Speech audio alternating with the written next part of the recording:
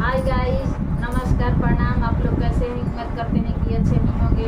मैं कन्यादान गीत सुनाने जा रही हूँ। अगर अच्छा लगेगा तो प्लीज़ लाइक शेयर सब्सक्राइब जरूर कीजिएगा। बांस के कोपड़ा में से सुंदर धिया हो जमाली, सहु से अयोध्या हो अंजो, सहु से अयोध्या हो अंजो।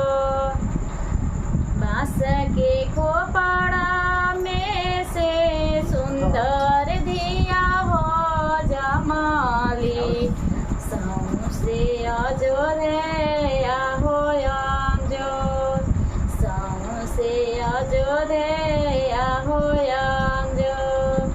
जबर बेटी चौक चढ़ी बैठेली, आम के फटेला हो करे, आम के बिहारे हो करे।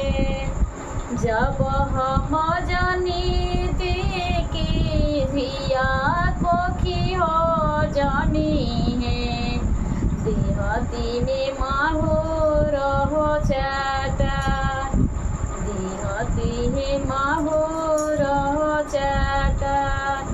जब हम जनीती की धिया कोखी हो जमी है, देहती में जहर हो चाटा, देहती में जहर हो चाटा।